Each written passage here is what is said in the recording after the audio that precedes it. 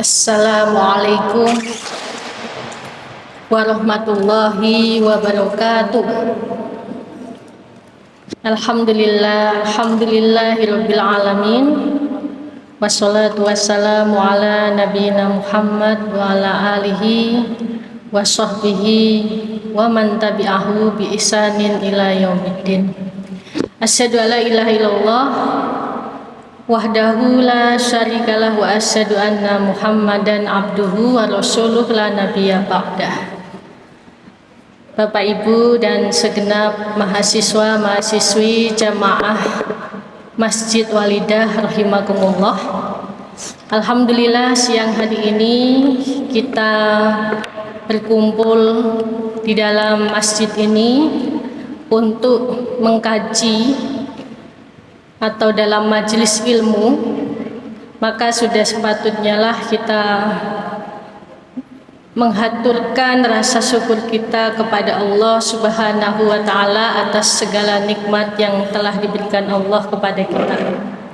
Salawat dan salam semoga selalu tercurahkan kepada Nabi kita, Nabi Muhammad Sallallahu Alaihi Wasallam. Dan semoga kita istiqomah dalam menghidupkan sunnah-sunnah beliau, mengamalkan ajaran beliau dan mendapatkan syafaat beliau nanti di hari kiamat. Allahumma amin. Bapak Ibu jamaah Masjid Walidah rahimakumullah. Pada siang hari ini kajian kita akan kita fokuskan untuk 2 minggu ini terkait dengan fikih kurban. Karena insya Allah besok kita sudah masuk ke dalam bulan Dzulhijjah. Maka kita mengetahui apa saja yang bisa kita laksanakan di bulan Dzulhijjah, keutamaan-keutamaannya, terutama bagi shahibul kurban. Sebelum kita mulai terkait dengan kajian fikih kurban ini, ada istilah yang mesti kita luruskan terkait dengan kata-kata kurban itu sendiri. Jadi kalau dalam istilah kita, kadang ada yang memahami kurban itu sama dengan korban. Padahal korban dengan kurban itu berbeda Bapak Ibu. Kalau korban itu lebih kepada kita ini menderita, mengorbankan sesuatu yang membuat kita ini menderita. Tetapi kurban di sini maknanya lebih kepada mendekatkan kita, diri kita kepada sesuatu yang disenangi oleh Allah. Maka kurban itu sendiri dari kalimat korba yakrubu kurbanan, segala aktivitas yang mana kita lakukan dalam bentuk penyembelihan hewan untuk mendapatkan ridho Allah Subhanahu wa Ta'ala. Maka kalau dalam istilah fikihnya yang banyak digunakan itu justru kalimat udhiyah, bukan kurban. Nah, jadi nanti teman-teman mahasiswa juga kalau bilang, jangan bilang besok kita korban yuk. Nah, nanti konotasinya atau apa ya maknanya kita melihat kok kayaknya menderita sekali. Padahal ini maknanya positif. Dalam pendapat Sayyid Sabiq di bukunya Fikih Sunnah, al-udhiyah atau kurban itu ismun lima yudbahu minal ibili wal bakori wal ghanam, yaitu nama hewan-hewan yang bisa kita sembelih baik dari ibil itu unta, wal bakori kambing, wal ghanam, bakori itu sapi, ghanam itu kambing termasuk diantaranya domba, yauman nahri pada hari Idul Adha. Ya, adha itu ya nanti ada kaitannya dengan udhiyah, hari berkurban. Wa ayyamit tasyrik, dan hari-hari tasyrik tujuannya apa? taqarruban ilallahi ta'ala, mendekatkan diri kita kepada Allah Subhanahu wa ta'ala. Jadi inti dari kurban itu bukan sebanyak apa hewan yang telah kita persembahkan atau kita kurbankan. Tapi inti di sini adalah ketakwaan. Allah menegaskan di dalam Al-Qur'an, la yanalallaha luhumuha wala dima'uha. Allah itu tidak butuh daging-daging yang dikurbankan, darah-darah yang dikurbankan. Walaki yanaluhut taqwa minkum. Tapi yang diinginkan Allah adalah ketakwaan kita. Takwa itu maknanya adalah kita patuh. Maka ibadah kurban ini adalah ibadah yang sifatnya ta'abudi. Ta'abudi itu ya kita patuh, sami'na wa atokna. Ketentuannya sudah jelas. Hewan-hewan yang diperbolehkan untuk dikurbankan juga sudah jelas.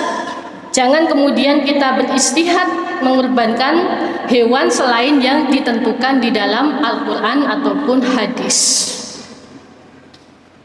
Nah, tentunya kita masih ingat bagaimana kisah sejarah kurban pada awal mula, yaitu ketika diceritakan dalam kisah Nabi Adam beserta dengan putra-putranya. Nah, ini disebutkan di dalam Al-Quran. Watlu alaihim naba abnai Adam bil haq. Dan ceritakanlah kisah anak-anak Adam itu dengan apa adanya, tidak dibuat-buat, bil haq. Idqaraba kurbanan, di mana mereka itu diminta untuk mengorbankan hasil dari usahanya. Di situ ada Qabil mengorbankan hasil peternakannya, Qabil mengorbankan hasil pertanian, Habil mengorbankan hasil peternakan. Singkat cerita di sini yang diterima adalah kurbannya Habil. Karena Habil memilihkan kurban-kurban atau hewan-hewan ternak yang berkualitas bagus. Nah, di sini kemudian Qabil tidak terima. Fatuqbila min ahadihima wa lam yutaqabbal minal akhar. Yang satu diterima, yang satu tidak diterima. Qala la aqtulannak. Nah, Qabil tidak terima. Saya akan membunuh kamu, Habil. Kemudian Habil menjawab dengan enteng, innama yataqabbalallahu minal muttaqin. Sesungguhnya yang diterima Allah itu ya kurban kita yang mereka bertakwa kepada Allah. Nah, ini menjadi salah satu niat utama kita besok Bapak Ibu ketika kita ingin berkurban. Jangan niatnya untuk pujian, untuk pamer, tapi niatnya ikhlas bahwa kita ingin menaati perintah Allah ini. Kemudian hikmah lain dari berkurban itu adalah sebagai bentuk wujud tauhid, ketundukan kita kepada Allah. Ini dikisahkan di dalam kisah Nabi Ibrahim. Jadi Nabi Ibrahim itu dapat sebutan sebagai Khalilullah, kekasih Allah. Dalam buku sejarah ibadah ditanyakan, mengapa Ibrahim mendapatkan penyebutan sebagai Khalilullah, kekasihnya Allah? Kemudian Allah menjawab, karena Ibrahim itu memiliki sifat di mana itu dia sangat mencintai Tuhannya. Bahkan kalau dalam berkurban itu jumlahnya tidak tanggung-tanggung, sampai 100.000 binatang, 1.000 unta dia kurbankan. Kalau masih tidak yakin, coba kita tes Ibrahim itu. Maukah dia itu kita minta untuk mengorbankan anaknya, sesuatu yang paling dia cintai? Ya. Kemudian di sini disebutkan, falamma balagha ma'hu sa'ya qala ya bunayya inni ara fil manami anni adbahuka. Nah, ketika Nabi Ismail itu menginjak dewasa, remaja, Nabi Ibrahim mendapatkan mimpi 3 3 kali menyembelih Ismail. Maka kemudian dipanggil itu, ya bunayya, wahai anakku, sini saya kasih tahu, saya itu kok mimpi 3 kali menyembelih kamu. Bagaimana pendapatmu? Nah, di sini kemudian Ismail menjawab, qala ya abatif'al, lakukanlah wahai bapakku, ayahandaku. Aku tidak akan menolak jika memang ini adalah perintah Allah. Nah, di penghujung ketika akan disembelih Ismail itu, kemudian Allah berfirman, wa fadainahu bidzibhin adim, maka kami gantikan Ismail itu dengan domba, dengan kibas.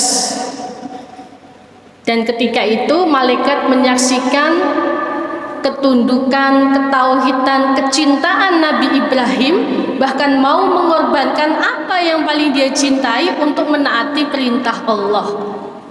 Dan kemudian malaikat bertakbir, sebagaimana kalau kita itu mengucapkan takbir ketika Idul Adha. Jadi Bapak Ibu, tujuan dari berkurban itu bagaimana kita menundukkan kecintaan kita kepada hal-hal duniawi, nafsu duniawi kita. Apa sih yang paling kita cintai? Uang.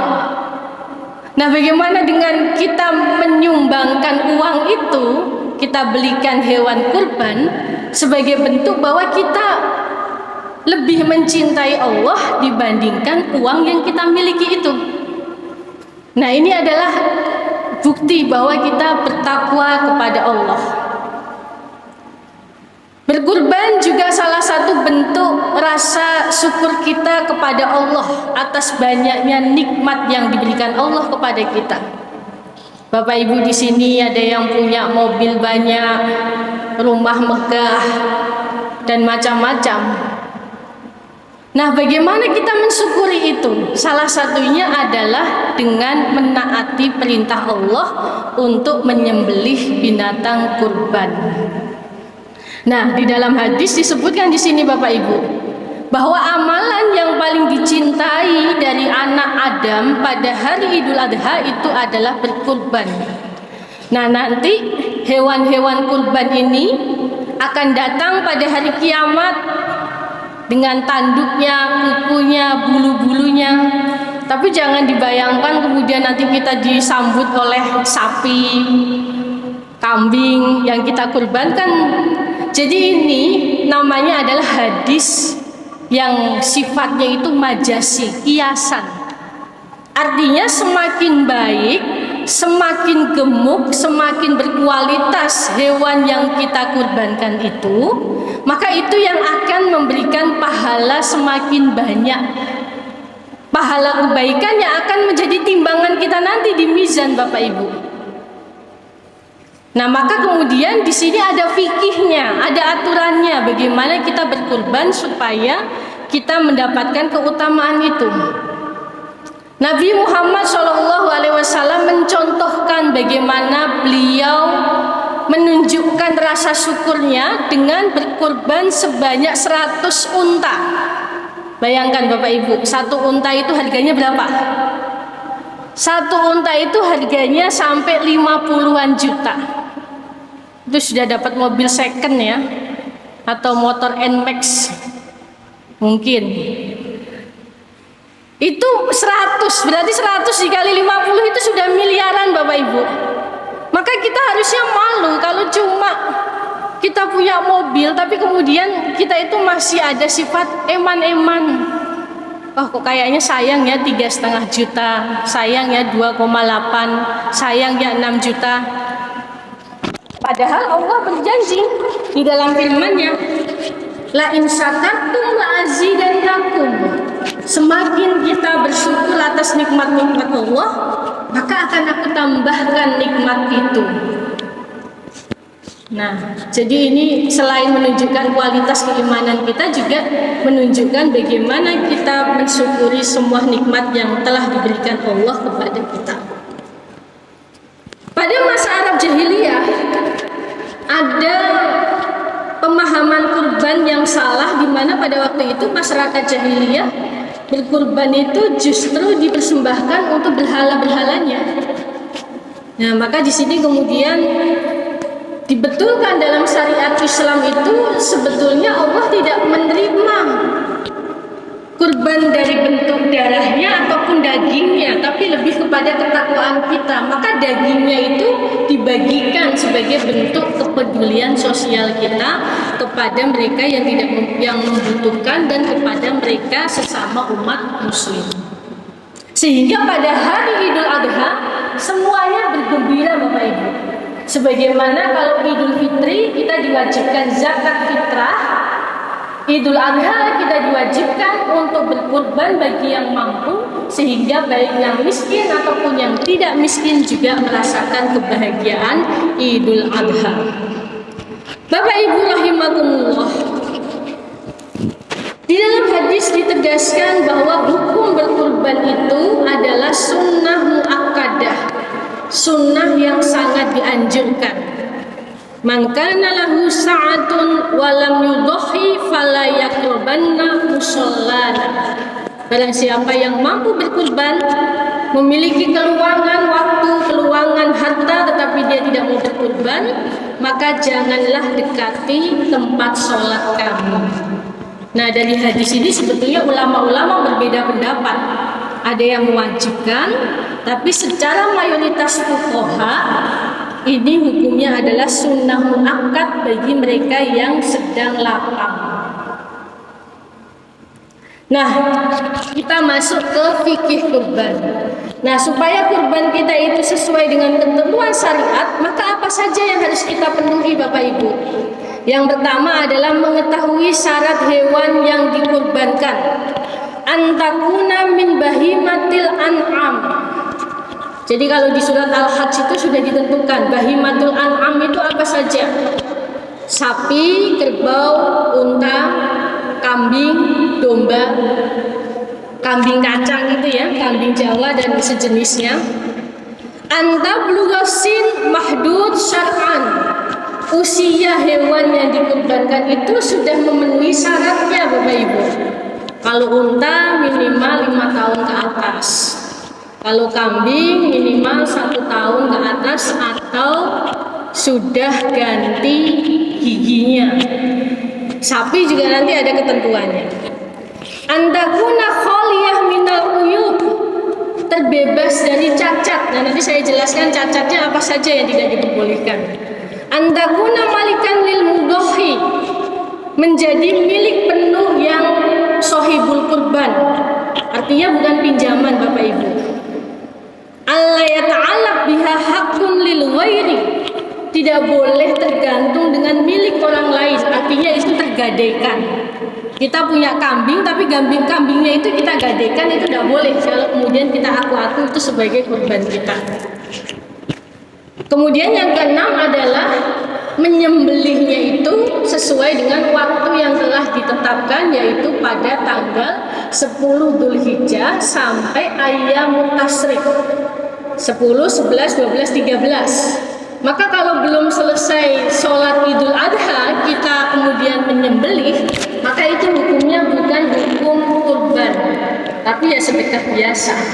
Makanya namanya Idul Adha. Adha itu dari kalimat duha juga, dilaksanakan pada waktu duha. Bapak Ibu rahimakumullah, apa saja yang tidak diperbolehkan, cacat yang tidak diperbolehkan atas hewan kurban kita? Ada 4 Bapak Ibu. Yang pertama adalah al-aura'u bayyinun auruha, yaitu yang matanya buta. Wal maridatu bayyinun maraduha, yaitu yang sakitnya jelas, keadaannya sakit.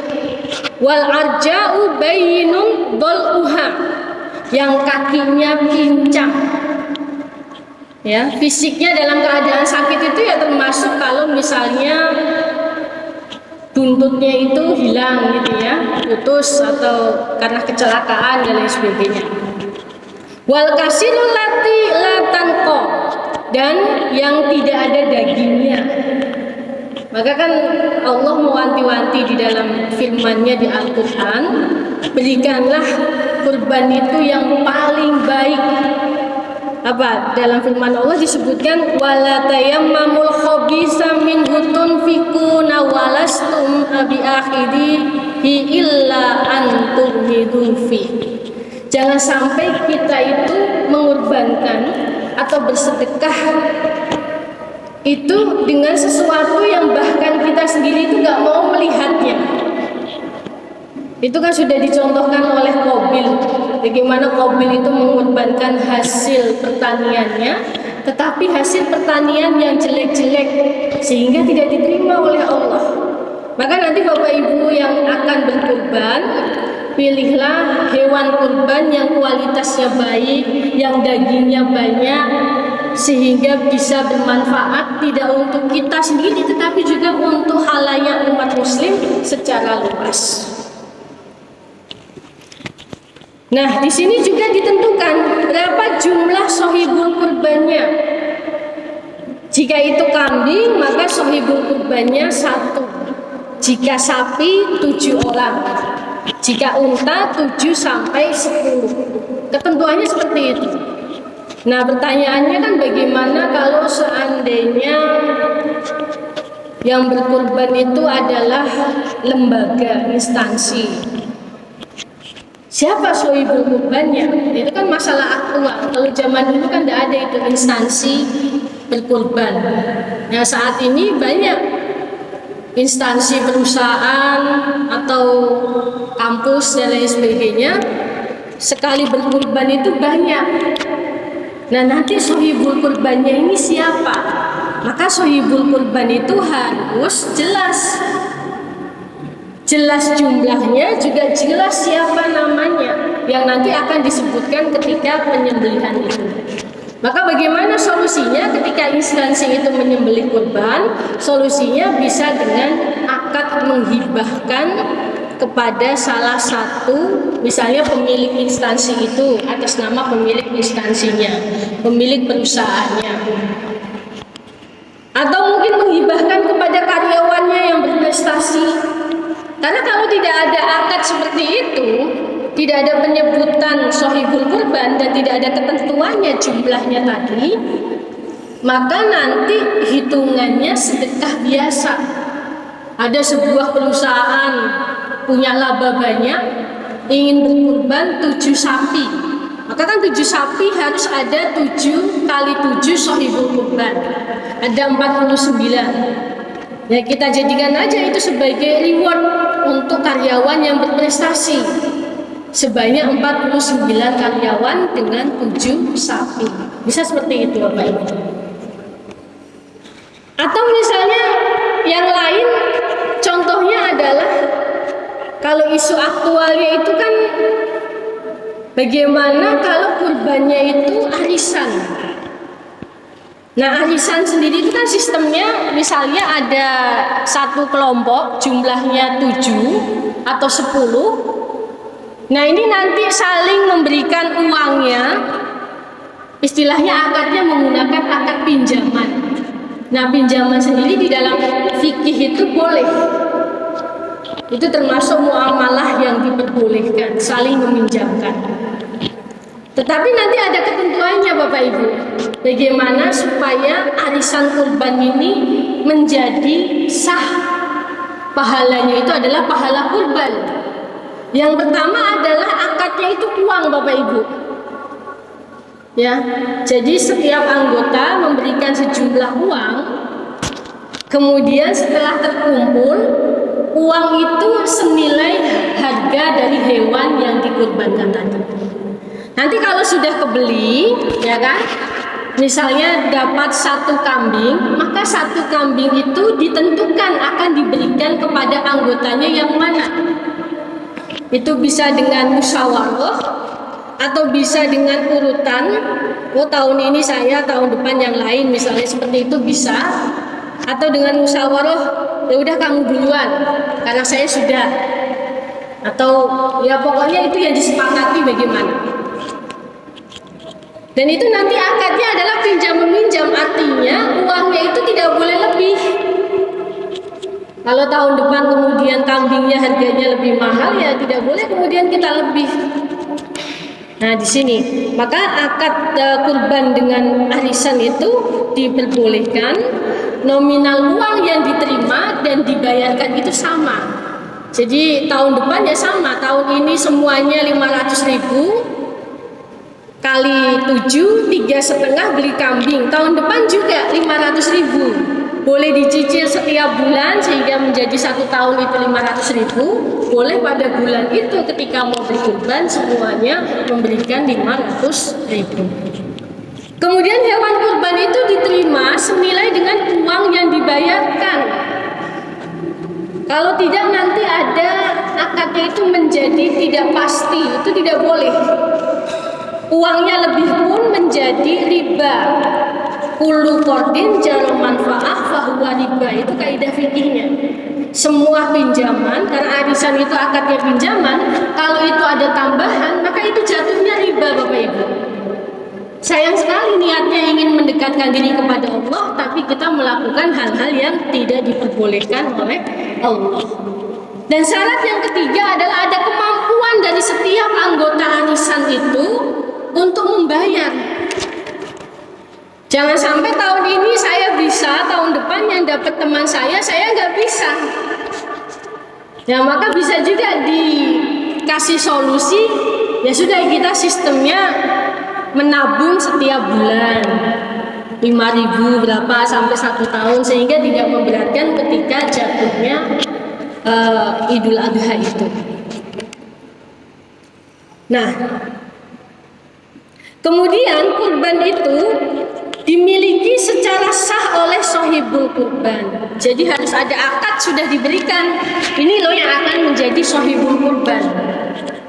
Nanti kurbannya menyebutkan nama si A dan yang lainnya itu sudah mengikhlaskan. Nah nanti tahun depan juga sama seperti itu. Nah ini maka sifatnya boleh ya. Karena asli dari kaidah muamalah itu al-aslu fil muamalah ibahah. Asli dari kegiatan muamalah duniawiyah itu termasuk pinjam-meminjam, arisan itu boleh. Hatta yadula dalil ala tahrimiha, kecuali ada dalil yang tidak membolehkannya. Misalnya ada ribanya, ada ketidakpastian, ada judinya, ya itu tidak boleh.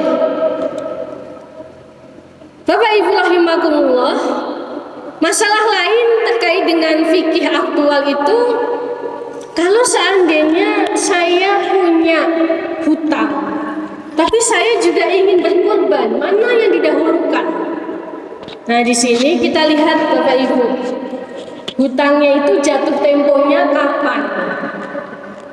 Kalau seandainya hutangnya itu jatuh temponya masih lama dan kemudian kita punya uang pada Idul Adha ini, uang yang lebih, dan insya Allah nanti kita akan mendapatkan uang kembali, maka kita dahulukan untuk digunakan sebagai korban.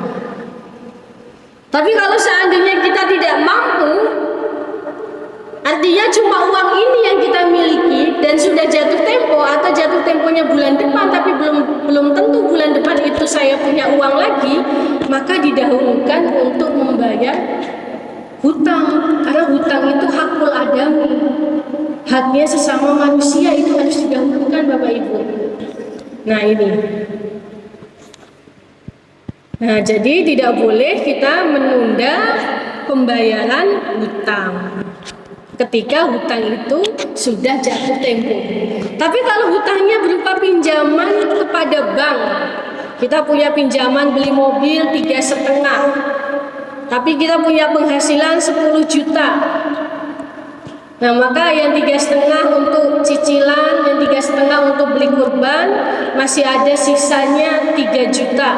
3 juta itu cukup untuk kebutuhan selama 1 bulan, maka itu boleh. Jadi bisa dilaksanakan dua-duanya, membayar hutang dan berkurban sekaligus. Nah jadi tergantung kondisinya Bapak Ibu bagaimana. Dan jelas kita tidak boleh menunda-nunda hutang. Orang mampu membayar hutang kemudian dia menunda-nunda membayar hutang, hukumnya adalah zalim. Ya, zalim ya, itu nggak boleh Bapak Ibu. Yang boleh dan tidak boleh dilakukan oleh sahibul kurban apa saja? Di sini disebutkan al-masru' yang disyariatkan atau yang diperbolehkan bagi sahibul kurban. Yang pertama al-aklu. Al-aklu itu makan. Jadi sahibul kurban boleh makan dagingnya. Luhumaha.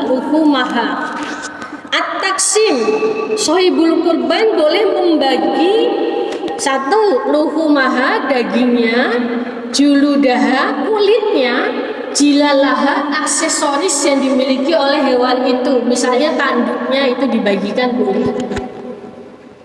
Kemudian yang boleh disedekahkan, yang ketiga adalah boleh mensedekahkan. Yang disedekahkan apa? Yang disedekahkan adalah kulitnya ataupun aksesoris seperti tanduknya. Jadi kulit itu boleh dimanfaatkan Bapak Ibu, tetapi manfaatnya itu tidak boleh untuk kembali kepada dirinya sendiri sahibul kurban, tetapi untuk orang lain, maka dia disedekahkan. Atau misalnya kulit itu tidak bisa dikonsumsi, kulitnya dijual, hasil penjualannya disedekahkan juga boleh. Al-intifa, memanfaatkan kulitnya. Al-iddikhor itu adalah menyimpan dagingnya. Jadi daging kurban itu boleh disimpan. Sedangkan yang tidak boleh apa Bapak Ibu? Yang tidak boleh adalah al-bai'u. Sahibul kurban menjual, al-bai' itu menjual, kulitnya dijual, hasil penjualannya kembali untuk dirinya sendiri. Itu tidak boleh.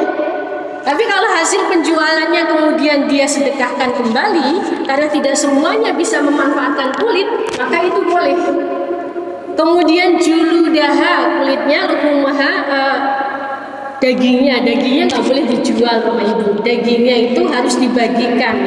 Karena salah satu hikmah tujuan kita berkurban itu adalah untuk saling berbagi dan menumbuhkan kepedulian sosial. Kemudian al-ujrah, tidak boleh sahibul kurban itu menjadikan dagingnya sebagai upah. Ujrah itu upah atau untuk upah yang menyembelih jagalnya. Karena tidak ada uang, maka ya ini sudah saya kasih upah dengan dagingnya, saya kasih upah dengan kulitnya. Tidak boleh. Ya, jagal itu harus dikasih uang dia melakukan penyembelihan itu. Jadi bukan dalam bentuk daging, kepala atau yang lainnya. Nah, ini yang harus diperhatikan oleh sahibul kurban. Bapak Ibu rahimakumullah. Nah, bagaimana ketika kemudian ada patungan kurban? Nah, patungan kurban itu ya biasanya anak SD. Saya kemarin dapat pertanyaan, Ustazah, kami satu kelas ini ingin patungan kurban. Ketentuannya bagaimana supaya semuanya mendapat pahala? Ya, ketentuannya sesuai dengan ketentuan fikih. Jumlah pengurbannya, jumlah sahibul kurbannya itu harus sesuai dengan jumlah yang telah ditentukan oleh fikih kurban. Satu kambing, satu sahibul kurban, satu sapi 7, satu unta 7 sampai 10. Kalau satu kelas bagaimana?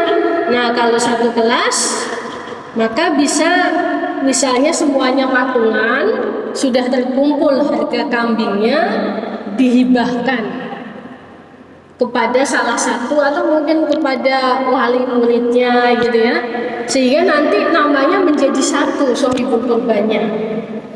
Nah, jadi tidak kemudian dikiaskan kalau dalam satu keluarga itu kan cukup satu, itu sudah boleh. Satu keluarga, satu kurban, pahalanya untuk semuanya. Jadi misalnya Bapak Ibu ada 4 anggotanya, Bapak, Ibu, 2 anak, cuma bisa satu kambing, kemudian atas nama siapa? Boleh siapa saja anggota keluarga itu. Boleh kepala keluarganya, boleh istrinya, boleh anaknya yang mesti digarisbawahi di sini sesuai dengan ketentuan syarat sahibul kurban tadi. Muslim, ya kan? sudah balik ya, karena kalau balik itu kan mendapat ketentuan taklif agama. Nah, nanti dinamakan salah satu boleh, dan itu Bapak Ibu pahalanya untuk satu keluarga. Jadi jangan sampai nanti kita itu bertengkar dengan istri atau pasangan kita, ini kan uangnya uang saya, kok namanya nama kamu gitu. Jangan sampai seperti itu Bapak Ibu. Namanya siapa saja boleh, pahalanya untuk satu keluarga itu. Nah,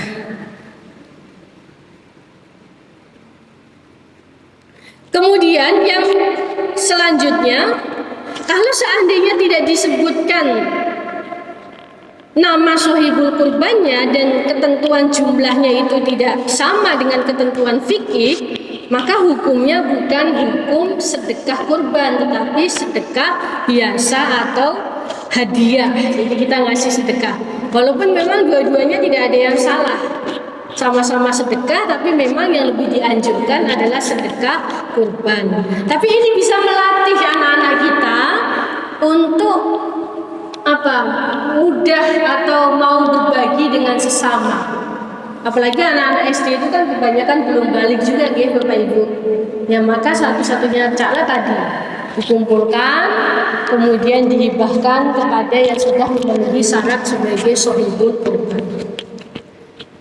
Bapak Ibu rahimakumullah, ada banyak sekali ketentuan-ketentuan fikih kurban yang mesti kita pahami, yang pada intinya ketika kita berkurban itu goal atau tujuan kita itu harus diluruskan Bapak Ibu. Jadi jangan sampai tujuan kita berkurban itu justru mengurangi nilai ibadah kurban kita. Nah, maka di sini kita masuk ke dalam kaidah innamal a'malu binniyat, bahwa niat atau tujuan segala aktivitas ibadah kita itu tergantung niatnya. Maka penting kita meluruskan niat sejak saat ini bahwa kita akan berkurban adalah untuk menunjukkan satu, rasa takwa kita kepada Allah, dua, rasa tauhid kita kepada Allah, cinta kita kepada Allah, tiga, rasa syukur kita atas segala nikmat yang diberikan Allah kepada kita, dan empat adalah untuk sebagai kepedulian sosial dengan saling berbagi nikmat hewan kurban tadi, sehingga semuanya bahagia umat muslim pada waktu Idul Adha tadi. Jangan sampai kemudian kita lebih senang dengan hal-hal yang sifatnya dohiriyah Bapak Ibu, sifatnya itu semu, apalagi hanyalah ujian. Nah, nanti pesan saya bagi Bapak Ibu yang saat ini ingin menjadi sohibul kurban, maka sejak tanggal 1 Dzulhijjah ada beberapa ketentuan yang harus diperhatikan. Yang pertama adalah tidak memotong kuku dan juga rambutnya. Ya. Walaupun memang larangan ini sifatnya bukan haram mutlak, tapi lebih kepada makruh. Artinya kalau sebisa mungkin kita melaksanakan itu dapat pahala. Jadi kalau kita tidak memotong kuku, ya kan, kemudian mencukur rambut, itu akan mendapatkan pahala dan keutamaan dan ibadah kurban itu. Tapi kalau kemudian ada hal-hal yang tidak diinginkan, misalnya kukunya ada sakit gitu ya, atau sudah sangat panjang, atau rambutnya, kumisnya itu sudah mengganggu penampilan kita, maka tidak apa-apa. Nah, jadi memang dilihat dari kondisinya. Karena yang namanya Islam itu adalah menginginkan kemudahan dalam melaksanakan ibadah kurban. Termasuk juga tadi dalam arisan Bapak Ibu. Karena ibadah kurban itu adalah ibadah yang sifatnya itu adalah mendekatkan diri kepada Allah, ta'abudi, maka itu tidak dibebankan kepada mereka yang tidak mampu. La yukallifullahu nafsan illa wus'aha. Artinya kalau kita belum mampu, ya Allah tidak membebankan kepada yang belum mampu. Tapi bagi yang sudah mampu, maka di situ menjadi hukumnya sunnah muakkadah. Bapak Ibu rahimakumullah, mungkin ini yang bisa saya sampaikan. terkait dengan fikih kurban. Insya Allah nanti di pertemuan selanjutnya kita akan bahas lagi hal-hal yang lebih aktual terkait dengan fikih kurban yang belum kita kaji pada siang hari ini. Semoga bermanfaat. Nasrun minallah wa fathun qarib wa basyiril mu'minin. Assalamualaikum warahmatullahi wabarakatuh.